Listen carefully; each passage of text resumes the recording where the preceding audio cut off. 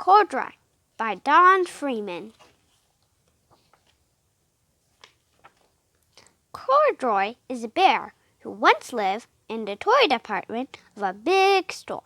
Day after day, he waited with all the other animals and dolls for somebody to come along and take him home.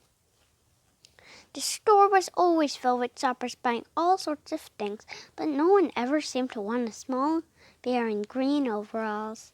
Then one morning, a girl stopped and looked straight into Corduroy's bright eyes. "Oh, Mommy," she said, "look, there's the very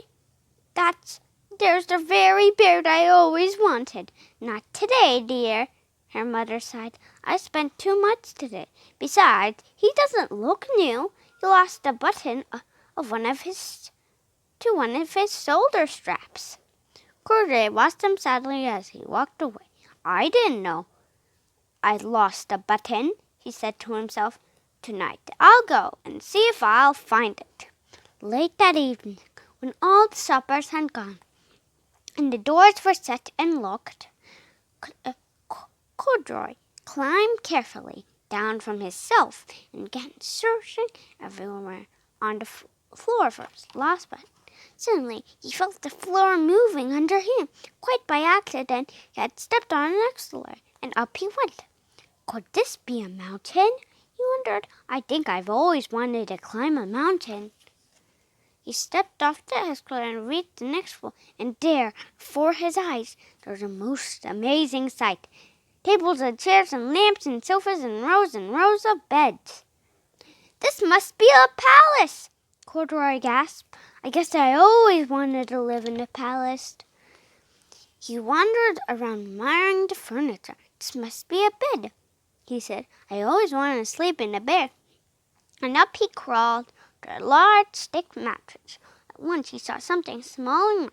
"Why, here's my button!" he cried, and he tried to pick it up.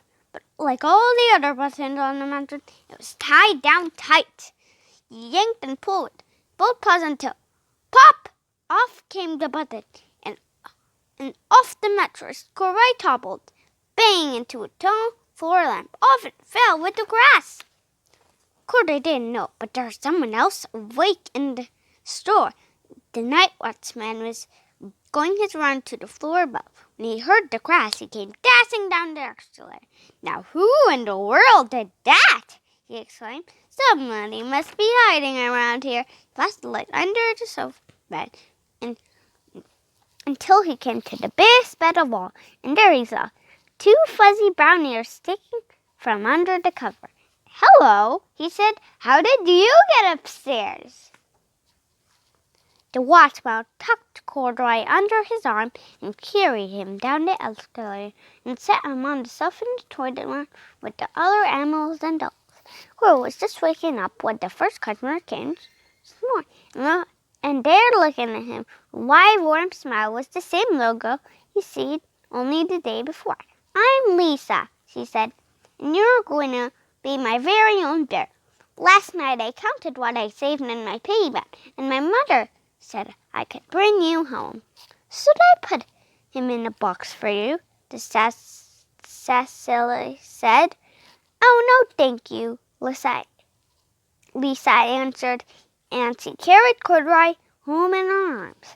She ran all the way up 4 flights of stairs into her family's apartment and straight into her own room. Corduroy blinked. There was a chair and a chest of drawers, and alongside the girl-sized bed stood a little bed just the right size for him. The room was small, nothing like the enormous place in the department store. "This must be home," he said. "I know I always wanted a home." Lisa sat down with Corduroy in her lap and began to sew a button on his overalls.